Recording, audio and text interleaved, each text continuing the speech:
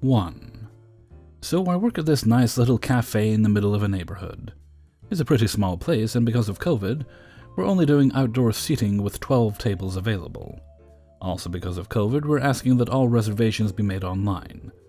This helps us time out the reservations so we have enough time to sanitize the tables after each use. Of course, this has caused lots of problems with our older guests who own iPhones, but have no clue how to use them to do anything other than make phone calls. A lady literally cried a couple weeks ago after being asked to go to our website to make a reservation. So yesterday was my day off. I woke up really early, and the first thing in my mind was one of our awesome omelets. I get ready, check the reservation app on my phone to see how busy the restaurant was going to be. I can see a couple of open tables and decide not to make a reservation. I get to the place about 30 minutes after opening, and I'm greeted by the manager on duty, T. T is a very sweet lady with a heavy southern accent. Always smiling, laughing, singing. She's just awesome to work with. I ask if she has room for me and she says no, they are already on a wait. I say that's cool, I'll just order my food to go then. While I'm waiting, one of the servers, AA, comes over to talk to me. She is also very sweet, and she only works weekends, so I don't get to see her that often. While we're catching up, a little old lady, Karen, just so you know where this story is headed, comes up to be seated. She is also informed by AA that they were on a wait and it would be a few minutes. I didn't catch all of the conversation, but what I gathered was that she had called a few minutes before asking about seating. She had been told there were tables available at that very moment. Karen asked about making a reservation. AA told her she would have to do it online. Karen did not do that. The restaurant fills up. Karen arrives without a reservation and is now upset that we didn't hold a table for her. We have a sister restaurant within walking distance that was also open for breakfast, so I chime in that when I drove past there was no one dining there. AA and T suggest to Karen that she give them a try. Well, I'm not from around here, so I don't know where that place is. AA points at the sidewalk across the street. If you just follow that sidewalk, you will find it. It's just down the street. Karen walks off in a huff. I figure everything is worked out. About 2 minutes later, not enough time to walk to our sister restaurant and back, Karen reappears. T walks up to the host stand ready with the cheerful greeting she gives to all our guests. But before she can say anything, Karen snaps at her. I've decided I'm not going to let you ruin my day. I'll wait for a table. It felt like all the air had been sucked out of the room. Though we were all outside, me and AA stared at the woman dumbstruck. T, however, didn't miss a beat, telling her in her most cheerful voice, "Okay, it'll be a few minutes." Karen ended up getting seated before I even got my food. I'm really starting to lose my patience with these entitled jerks. Our job has gotten a lot more difficult with all the new regulations put in place, and some of these people couldn't care less about us. I spent all day yesterday thinking about that lady, and in a way she kinda ruined my day by not letting my coworkers ruin hers. I can't wait to see T tomorrow and tell her I've decided I'm not gonna let her ruin my day. 2. The hip little Latin joint tucked away downtown was always on wait. Open to close 45 minutes mid-afternoon, 3 hours for dinner, no matter the day of the week. The food was divine enough to budget for back when my wife and I were trying to stretch my meager school teacher's salary as far as we could. I knew the general manager.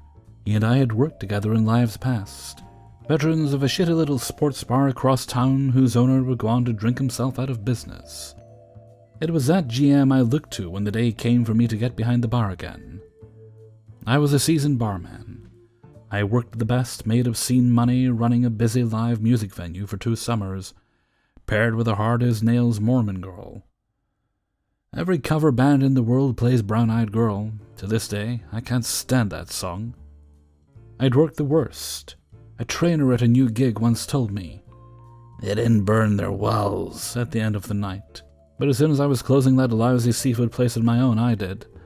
Sanitation being an old habit of mine, and the handfuls of broken glass I discovered buried in the ice chilled me to the bone. I didn't stay there long. But this place was different. My friend the GM, now decked out in a svelte vest and tie in lieu of the outsized polo I remembered, didn't want the conflict of interest. They put me behind a bar with people who ran circles around me. A 23-year-old who did a pretty good Tom Waits already in possession of more cocktail knowledge than I'll ever have. A cranky ex-rodeo clown who could pound out 30 margaritas in what felt like 30 seconds. A burly, Viking-bearded wilderness survival instructor who moonlighted as a mixologist. For the first time in my life, I felt like I was in over my head behind a bar. I'd done busier before. Soggy calluses torn through by endless twist-off bottle tops, batched cocktails slopped into plastic cups for lines 25 deep. I'd done fancier before. 12-seat speakeasies where each drink on the menu takes several minutes to assemble. But I'd never done craft cocktails in a volume venue before. Training was about saw. Here every single mixer was handmade from choice ingredients. The liquor selection small, curated. No, we don't carry Tito's. Our alternative gluten-free vodka is also small batch distilled in Austin. They actually abide by all the sustainable practices Tito's only claims to. Artisanal mezcals, meringues, wait lists. As soon as someone was up, the buzzers would descend like vultures, strip the spot down to bare metal and reset it. Host delivering yet another ravenous gullet to fill the slot.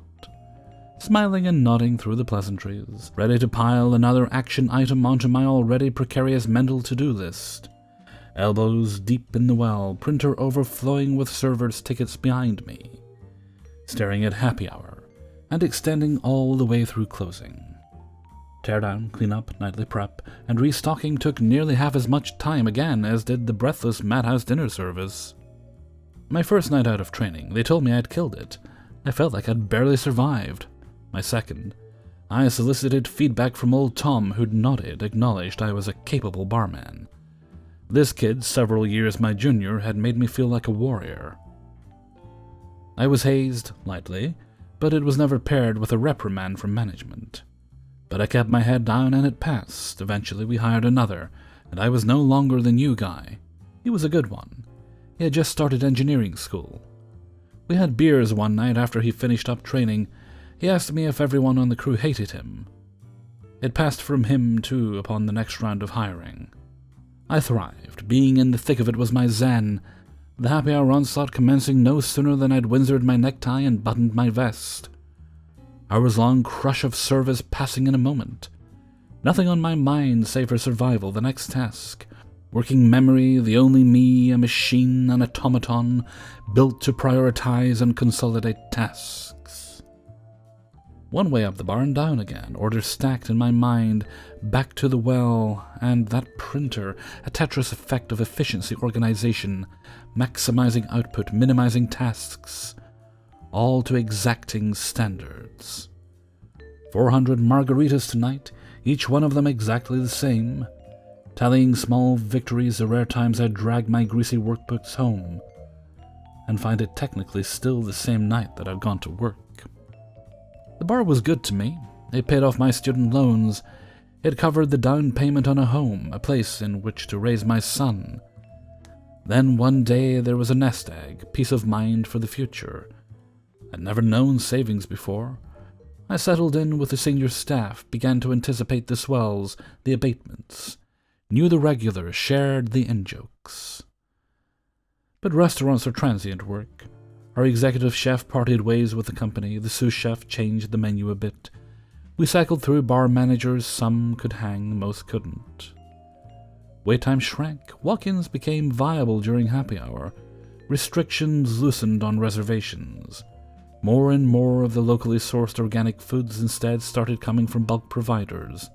Cisco Farms. The well shift, the forge in which I had been cast, didn't seem to be necessary every night, relegated now to the Thursday to Sunday shifts. Brunchies no longer needed backup. A capable bartender could handle the 24 mimosas, and double that in handcrafted bloodies incessant servers schemed to send all at once. When a staffer would move on, there wouldn't always be a replacement. When my barback showed up hammered one night, I sent her home before anyone could catch her. Better to be a no-call, no-show than be intoxicated on the job, no one noticed. There was time to breathe now, no longer stealing away from a still full bar top at close to hastily gulp down my first pint of water in 6 hours. I started to run my own food. More time to size up the teardown, form a battle plan for cleanup, start polishing endless glassware, while the last few customers dwindled, idly chatting about tedium. Welcome moments of respite from the madness that I'd never realized I'd wanted. Home a half hour earlier than I used to be, every night before midnight. The money maintained. The tip pool got smaller, but we shared it between fewer people. There were newer bartenders relegated to mellower brunches, who'd never had to be vetted the way I had. And then I was a senior member of staff. My engineer compatriot and I paired well for a long season. He'd chat up the gas while I'd pound through the fog of cocktails. Manageable routine. But his shifts grew shorter and shorter, eventually reduced to little more than scheduled prep. He would come to work in a t-shirt, and then they disappeared completely. He now designs artificial hearts somewhere. I'm certain he works just as well with his new crew as he did me. We didn't replace him.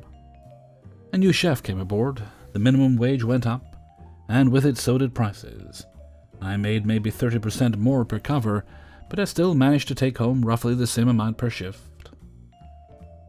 I didn't need backup anymore. I could handle the bar top and beat back the printer. And in short order, balancing the two became a non-issue. Then I had a section on the floor, batching mixers, but now for half the week, and then the entire week, instead of a single shift, leaving stock below par because it could be attended to later. Or not. The next shift would be mine anyway. The only person left hanging myself.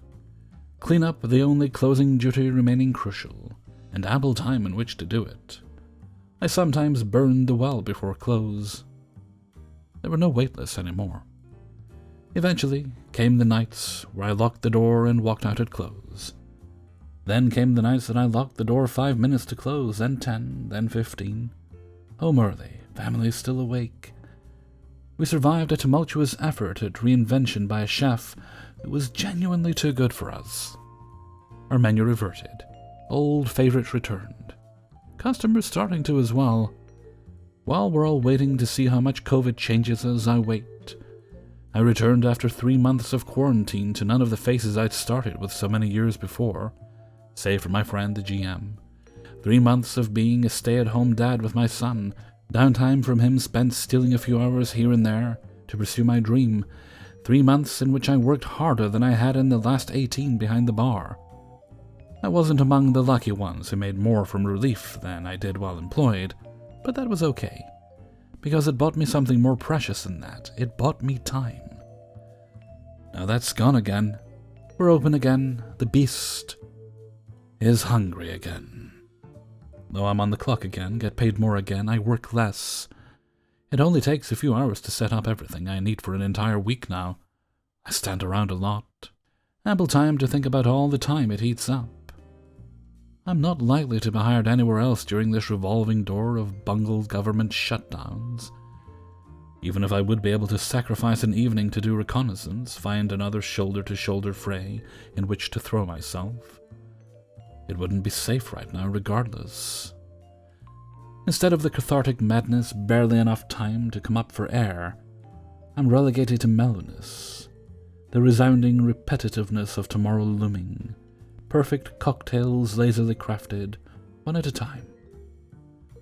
And I hate it.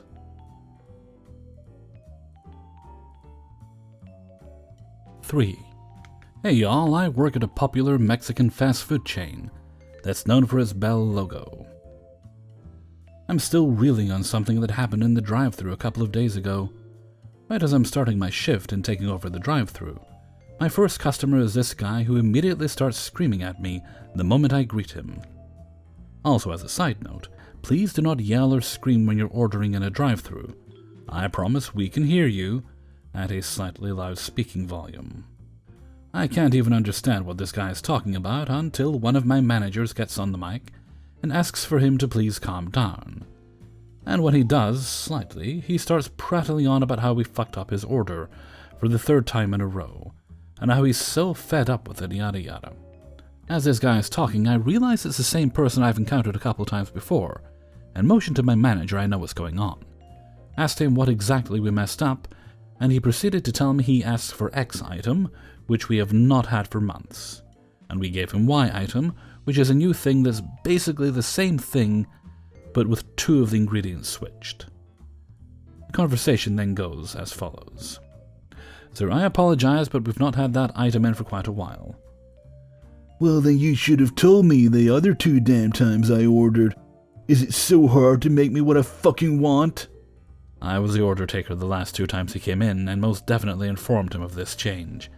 Every other time you've come in here, you were notified, and you told us to give you whatever. Do you even know who I am, Missy? My father is a very important lawyer, and he's gonna sue the shit out of y'all for this. Before I could respond, he gunned it to the window, and now this mess was the cashier's to deal with. He gets up to the window and starts ranting about the same things, and how he wants a refund. The same manager from earlier tells her to just give him a refund for the food, and that's that. So she gives him the $2 whole it cost. Apparently that's not good enough, as he starts yelling that that's not all the money for his whole order. At this point, the manager comes up to the drive-thru to deal with the guy herself, and it became clear she was not going to refund his entire order or take back the food he didn't want.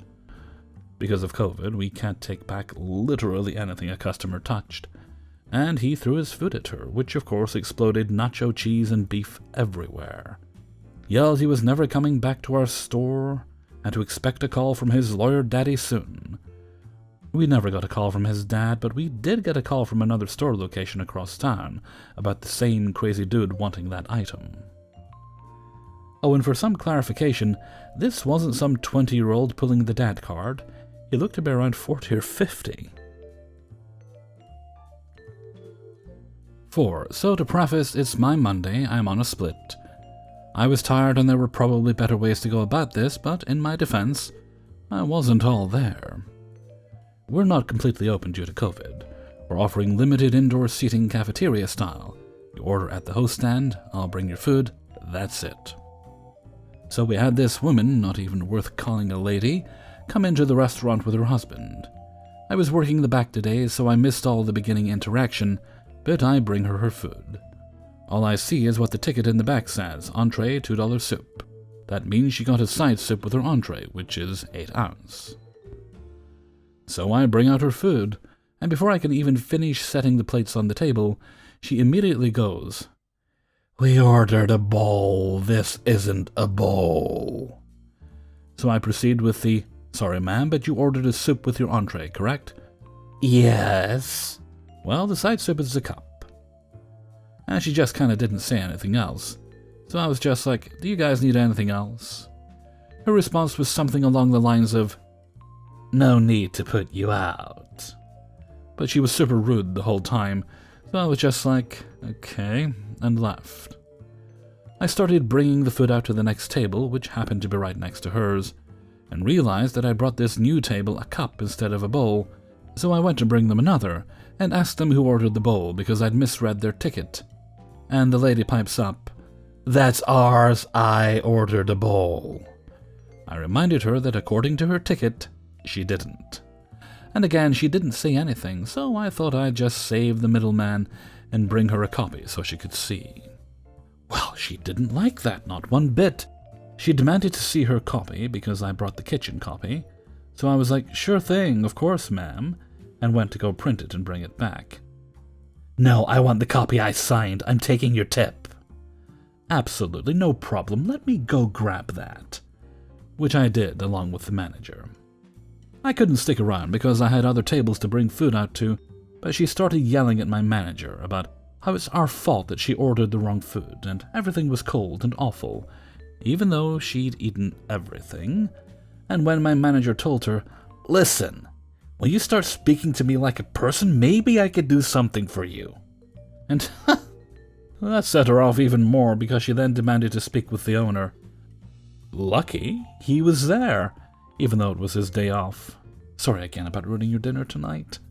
And I don't know what he said to her, but she didn't leave with anything except the $9.61 her husband left.